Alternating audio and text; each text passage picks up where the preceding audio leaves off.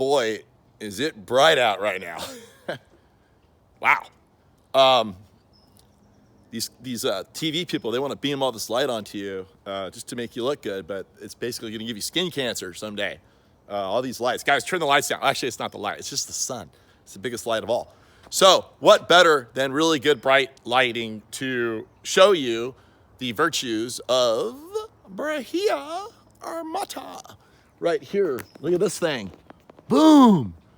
This is one of my favorite trees.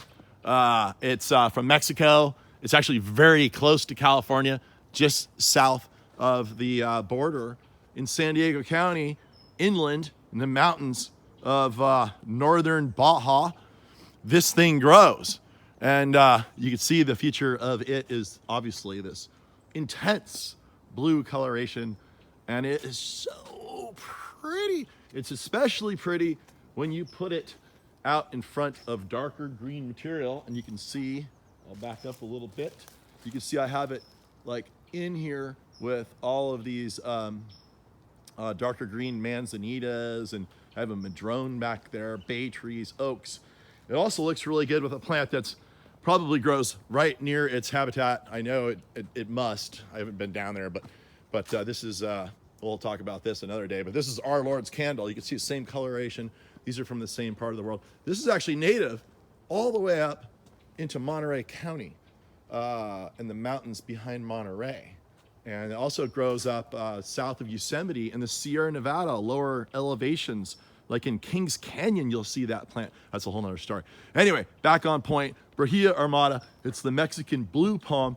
Now, someday it'll get really big. It's extremely slow growing, which is great. And I kind of don't even want a big tree here. I guess it'll look good when it's big.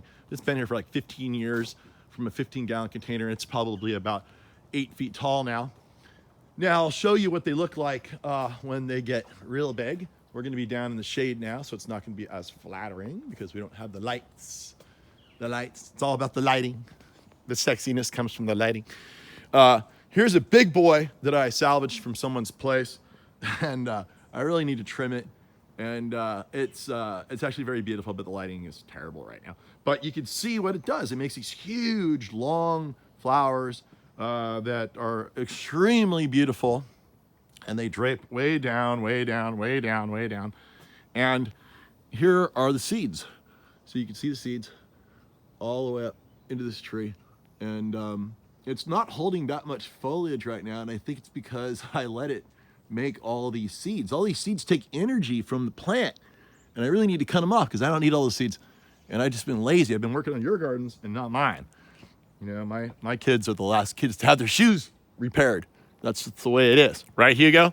Are you the last guy to get your garden taken care of? Probably so. So anyway, look at the beautiful little window looking through at this marvelous blue foliage.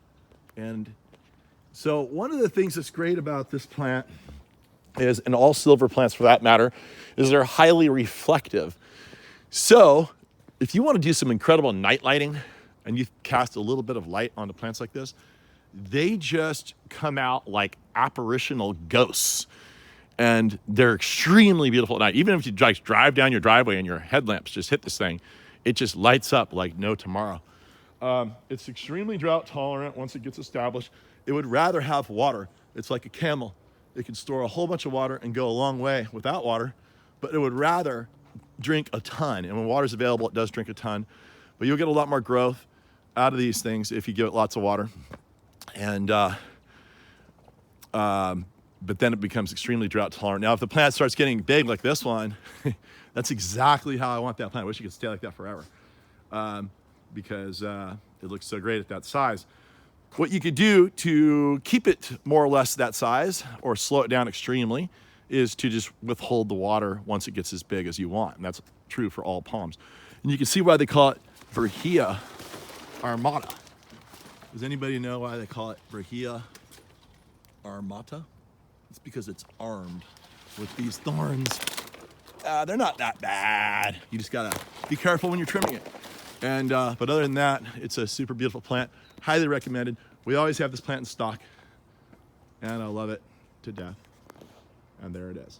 Brahia armata from Mexico. Northern Baja, almost California upper.